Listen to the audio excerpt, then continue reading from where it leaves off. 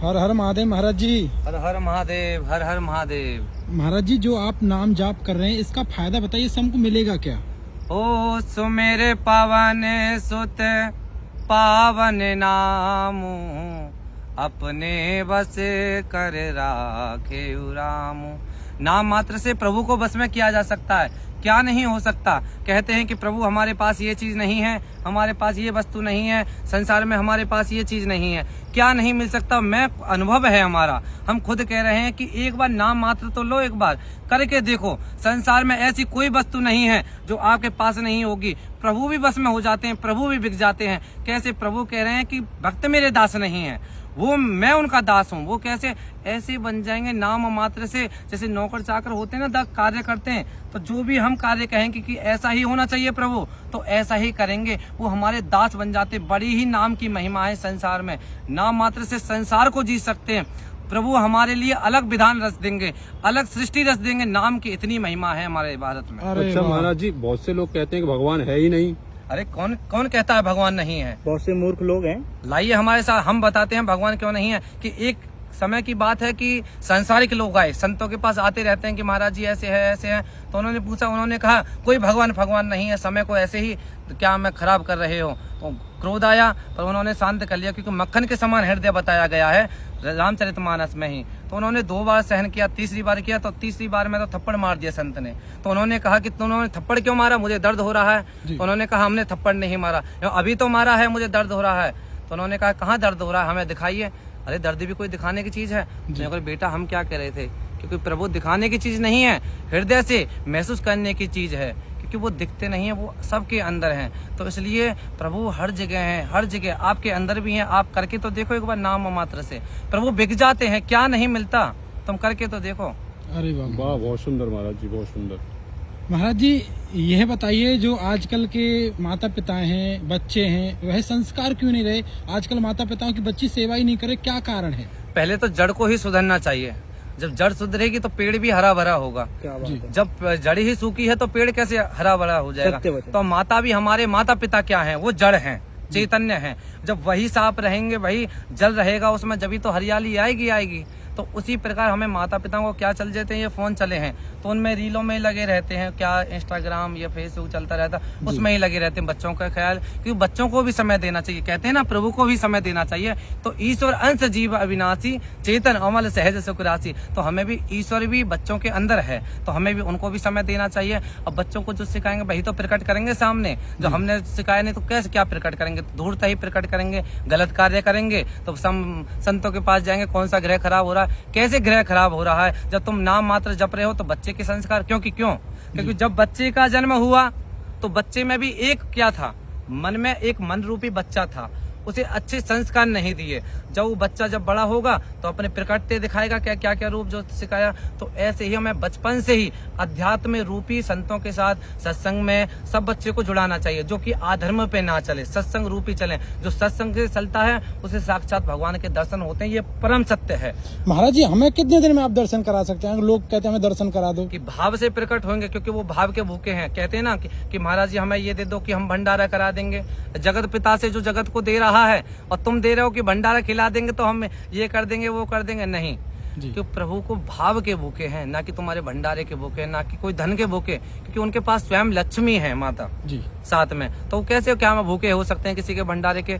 तो इसलिए प्रभु का 1 महीने के अंदर में अगर भाव से हम दर्शन कराएंगे, ये हमारा दृढ़ विश्वास है। प्रभु बिक जाते हैं, क्या नहीं मिलता नाम मात्र से। क्योंकि कलयुग को क्यों रखा परिचित महाराज ने?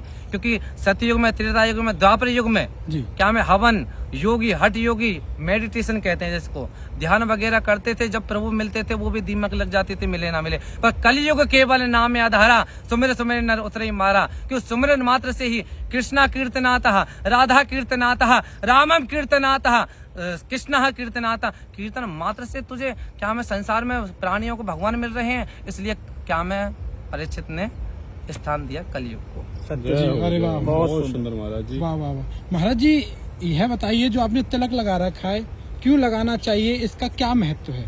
वैसे तो लौकिक भाषा में कहा जाए कि हिंदू धर्म की पहचान है तिलक लगाना, और वैसे वैदिक भाषा में किया जाए क्योंकि ये भक्त की, एक योगी की या कोई संत की पहचान है कि तिलक लगाना। ये क्या है, जो इधर दिख रहे हैं लेफ्ट और राइट में, सीधे और उल्टे में, ये साक्षात विष्णु भगवान के चरण हैं। ये नीचे है, ये आसन है, और ये नीचे है गद्दी है। गद्दी के ऊपर आसन लग रहा है, ये 2 चरण हैं, माता लक्ष्मी हैं। ये कह रहा है क्योंकि आज्ञा चक्र है, 7 चक्र बताए गए हैं हमारे शरीर में कि मूलाधार, स्वादिष्ठान, मणिपुर, आहत, विशुद्ध, आज्ञा, सहस्त्र चक्र, ये आज्ञा चक्र है। अध्यात्म रूपी ये कह रहा है कि आत्मा कह रही है मैं सबसे प्रेम करना चाहती हूँ, हे मनुष्य स्वरूपी, हे शरीर रूपी, इस तन से गलत कार्य अधर्म मत कर, मैं सबसे प्रेम करना चाहती हूँ, तू समझ। क्योंकि एक दूसरे को जब हम तिलक देखते हैं, चिढ़ते नहीं चिढ़ते कि उसने भी तिलक नहीं लगा रखा, तो वो दर्शाती है तो प्रेम कर। अब कोई दुष्ट तो प्रेम नहीं करना चाहता, कोई दुष्ट करना चाहता, कोई प्रेम, तो इसलिए जो तिलक लगाता है तो एक दूसरे से प्रेम हो जाता है। महाराज जी ये बताइए कि मांस खाने का कितना बड़ा पाप है, किसी को मार के खाने का, इसके बारे में थोड़ा सा बताइए। मांस खाने का कहते हैं कि देखो हमारे धर्म में कितनी अच्छी अच्छी औषधियाँ, हिमालय की पूरी में देखो कितना सुंदर बनाया है जी। हम किसी जीव को खाएं, अगर मान लो कि उंगली कट जाए कितना दर्द होता है, और तुम्हारा अधिकार है किसी को काटना, क्या अधिकार है जब तुम अपने शरीर को किसी को नहीं दे सकते। कोई हम पे अगर हम सुना दें कोई शब्द कि तुम ऐसे हो तो तुम सहन कर पाओगे, ऐसे ही वो भी सहन नहीं कर पाएंगे। बस जवान नहीं है तो तुम काटना चाहते हो कि जैसे ही तुम खा रहे हो तुम्हारा अगले जन्म में ऐसी ही योनि प्राप्त होगी। और जो जैसे रोडों पे देखते हो ना आजकल, जो गाड़ी को चल के डाल के चली जाती है, कोई खाता भक्षण भी नहीं करता, तुम तो भक्षण भी कर रहे हो, उस मांस को तुम्हारे को भक्षण भी नहीं करेगा, नरक की योनि में जाओगे, सूगर बनोगे, सूगर। वाह, क्योंकि गरुड़ प्राण कह रहा है इस बात को, अस्तित्व तो है हमारे पास, प्रमाण है। कोई कहे कि महाराज जी कहाँ लिख रहा है कि अपने आप से ही कह रहे हैं जी, हमारा आराम से महाराज, क्योंकि हम प्रभु की लीला में बड़े ही हो जाते हैं, हमें दिखता नहीं है क्या है। बहुत सुंदर, क्या बात है महाराज जी, बहुत सुंदर। दोस्तों मेरा निवेदन है इस वीडियो को शेयर करें ताकि सनातन धर्म का जोर शोर से प्रसार हो सके। देख सकते हैं गंगा मैया के आप साथ में दर्शन कीजिए और साथ में संत महाराज के दर्शन कीजिए। महाराज जी ये और बता दी सूक्ष्म रूप में संत दर्शन का कितना बड़ा लाभ है। संत दर्शन का इतना बड़ा लाभ है कि देखो कि कहते हैं कि अब हम आराम से बताएंगे, जल्दी नहीं बताएंगे, क्योंकि ये महत्वपूर्ण चीज है जी। क्योंकि जैसे प्रकार हम धन को क्या में किसी को देते हैं तो कोने में चुपचाप देते हैं कि किसी को पता ना चले, आराम से बात होती है। ये भी एक ज्ञान रूपी धन की बात चल रही है यहाँ पे। संत की बड़ी महिमा, ये प्रत्यक्ष देवता बताया गया है संत, और संत की इतनी बड़ी महिमा है कि मनुष्य के उद्धार के लिए उन्होंने ये नर रूप धारण किया है। अब लगा लो हमारे उद्धार के लिए उन्होंने नर रूप धारण किया, कितनी दुख की बात है, हमारे उद्धार के लिए आए हैं वो दुख झेलने के लिए। तो संत की तो वो यहाँ से सीढ़ी से उस सीढ़ी तक पहुँचा देता है, संत की बड़ी महिमा है। क्या बात तो अब समझ लो कि यहाँ सीढ़ी, अब संसारी सोचेंगे कि ये सीढ़ी है चढ़ने वाले, पर जो विद्वान होगा वो समझ जाएगा सीढ़ी का क्या मतलब है, क्या कह रहे हैं। सही बात, कितने में ही समझना चाहिए, संक्षिप्त में, संक्षिप्त का यही अर्थ है। हमारे शास्त्रों ने कहा है संत मिलन को चालिए तज माया अभिमान, और जो पग आ गए धनु तो कोटन यज्ञ समान। संत के दर्शन होना ही कोटन यज्ञ समान है। मेरा निवेदन है इस वीडियो को शेयर करें ताकि सनातन का प्रसार हो सके। सबको जय श्री कृष्णा, हर हर महादेव।